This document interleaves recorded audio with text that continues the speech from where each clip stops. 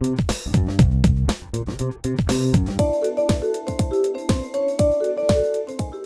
le bonjour à vous toutes et tous, l'infoconsommation toujours en compagnie de Nicole Lernaud avec l'association ASECO. Alors, on va pas parler de litige, on va pas parler de dossier de surendettement, nous allons pas parler d'argent, de crédit, tout ce qu'on veut. Non. On l'a jamais fait celle-là. Oh, non. C'est la première fois. On va parler de choses qui fâchent. Eh oui, puisque nous allons... Alors, on en trouve, c'est souvent dans des logements, dans des bâtiments. Alors, En fait, on va vous parler de blattes et de cafards, voilà. n'est-ce pas? Comment lutter? Et comme nous ne sommes pas encore une population qui mangeons les insectes, on les laisse vivre.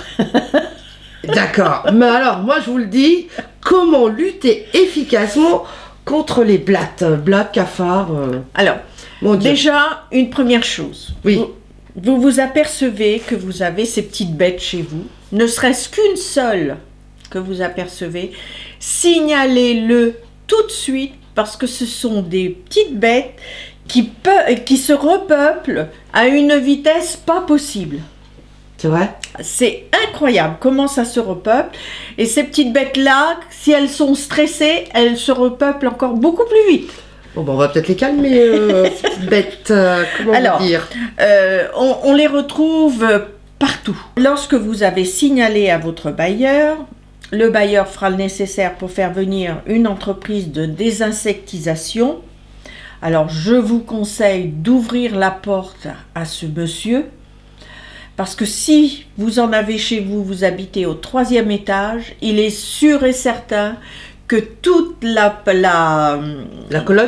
colonne d'appartements en a. Le plus simple, c'est effectivement de prévenir son bailleur. Voilà, c'est très très important parce qu'il y a une prolifération de blattes. Et ça vient d'où? C'est énorme. Ça vient d'où? C'est des bêtes qui vivent aussi bien dans la saleté que dans du propre. Voilà.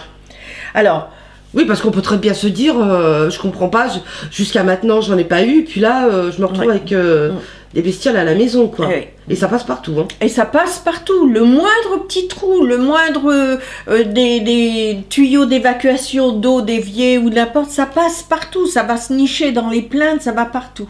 Il y a une chose aussi, hein, ne pas laisser traîner des aliments. Faire la vaisselle au fur et à mesure. D'accord. C'est plein de choses comme ça. Hein. Je vide les coupelles d'eau des plantes, par exemple. J'aère mon logement et je nettoie les ventilations. Donc là, soyons responsables.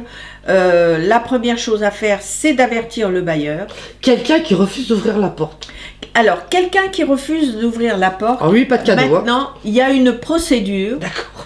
Il y a mais il y a une procédure qui va jusqu'à l'ouverture de la porte par un huissier et la police et un serrurier. Alors il faut bien savoir que si la procédure elle va jusque là, ça va être aux frais du locataire hein, qui a refusé d'ouvrir sa porte. Alors surtout évitez de mettre de l'eau de javel. Pourquoi? Ben parce que ça les attire. C'est comme les fourmis, il y a du phéromone dedans. L'insecticide, j'y crois pas trop parce que les bêtes elles se sentent menacées donc elles prolifèrent davantage. Et sur ce, on se dit à très très vite. Merci beaucoup Nicole. À bientôt. Merci, au revoir.